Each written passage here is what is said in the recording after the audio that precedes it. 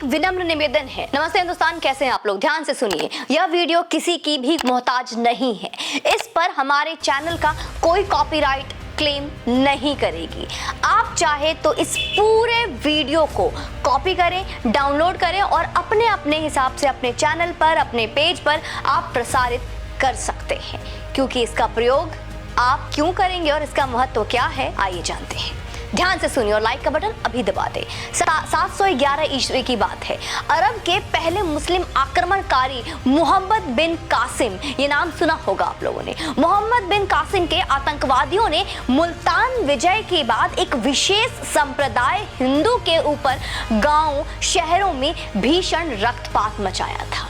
Video को अंत तक अवश्य देखिएगा क्योंकि इतिहास के एक बहुत ही महत्वपूर्ण पन्ने को पलटने जा रही हूं मैं। उस वक्त हजारों स्त्रियों की छातियां नोच डाली गई। इसी कारण अपनी लाज बचाने के लिए हजारों सनातनी किशोरियां अपने शील की रक्षा के लिए कुएं, तालाब में खुद ही जाके डूब मरी।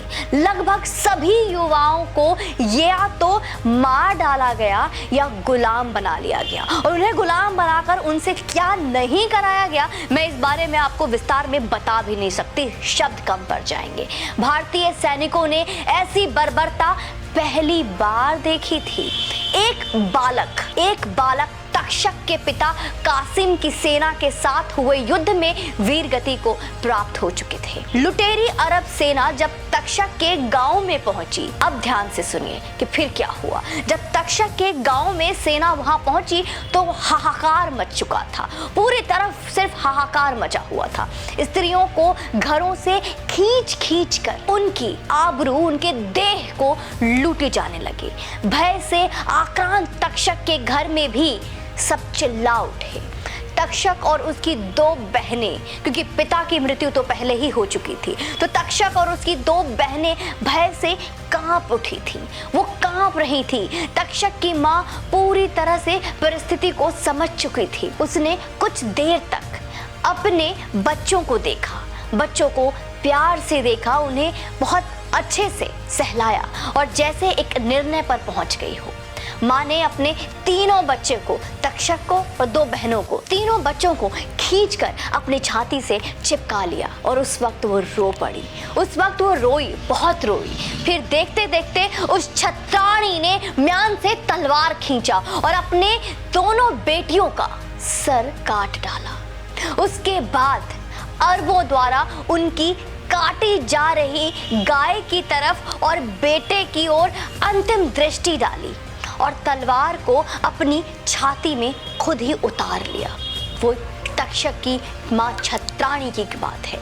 8 वर्ष का बालक, अब आप सोचिए उस 8 वर्ष के बालक ने क्या किया होगा। बहनें नहीं, माँ नहीं। उस वक्त 8 वर्ष का बालक तक्षक एकाएक समय को पढ़ना सीख गया था। उसने भूमि पर पड़ी मृत माँ के आंचल से अंतिम बार अपनी आंखें पोंछी और घर के पिछले द्वार से निकलकर खेतों से होकर जंगल में भाग गया। उस वक्त उसे कुछ भी समझ में नहीं आ रहा था, लेकिन वो भूला नहीं। 25 वर्ष बीत गए। अब वह बालक 32 वर्ष का पुरुष होकर कन्नौज के प्रतापी शासक नागभट्ट द्वितीय का मुख्य अंग रक्षक था।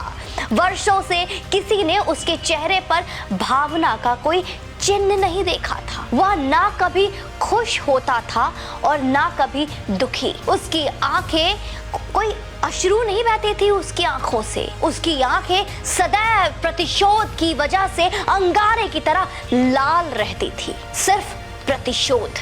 उसके पराक्रम के किस्से पूरी सेना में सुने सुनाए जाते थे। अपनी तलवार के एक वार से हाथी को मार डालने वाला तक्षक सैनिकों के लिए आदर्श बन चुका था। वो सैनिक उसे पूजते थे। कन्नौज नरेश नागभट्ट अपने अतुल्य पराक्रम से अरबों के सफल प्रतिरोध के लिए ख्यात थे।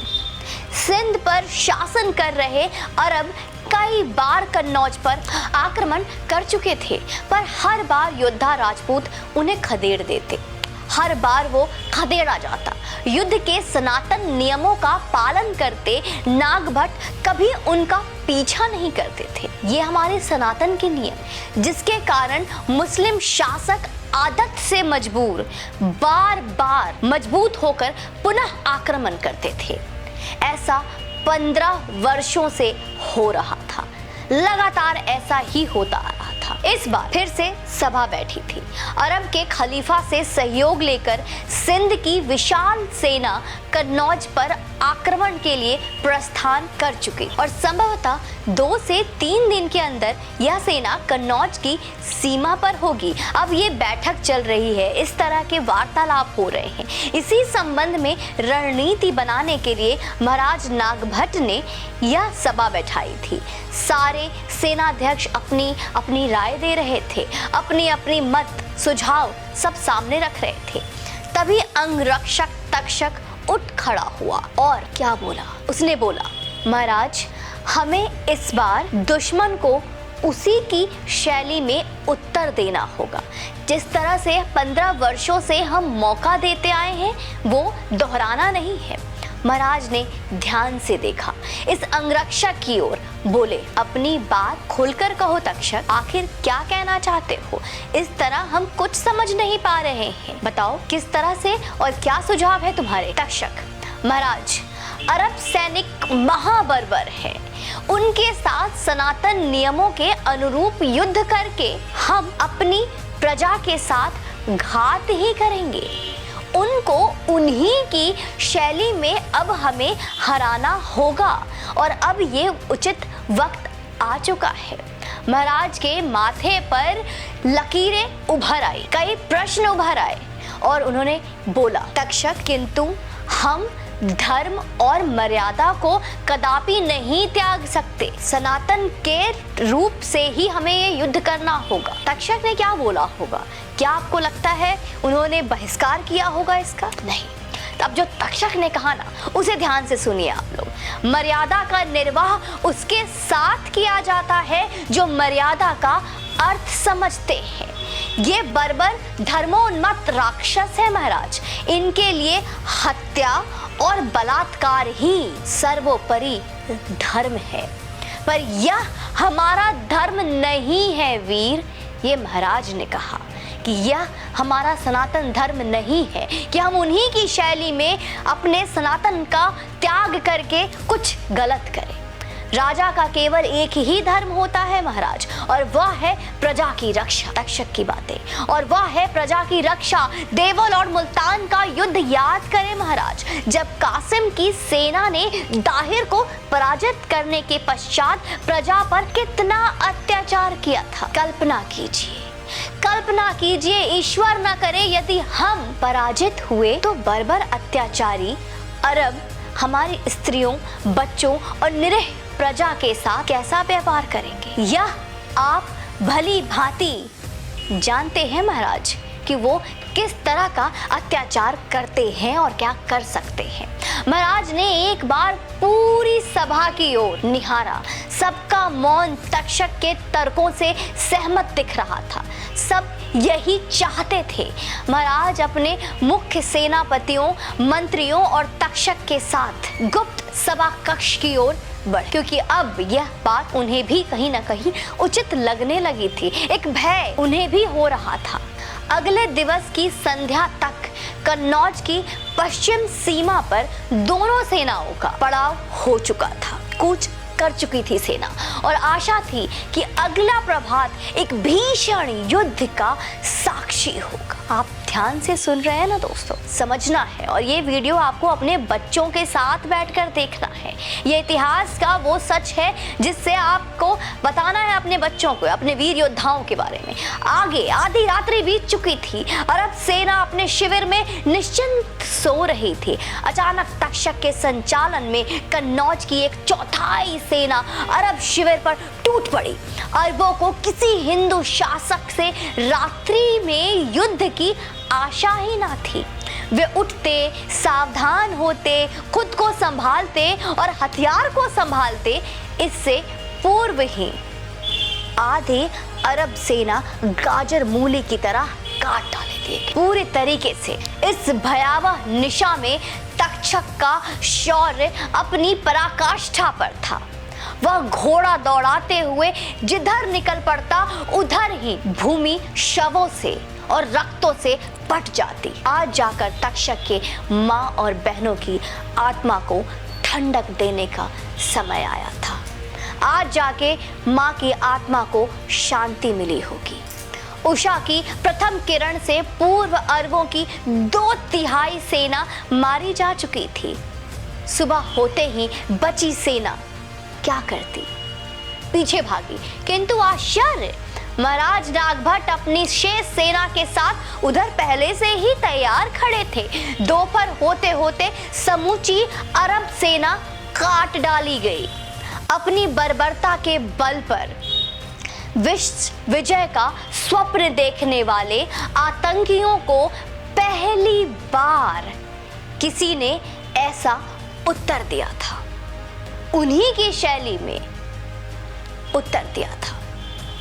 विजय के बाद महाराज ने अपने सभी सेना नायकों की ओर देखा।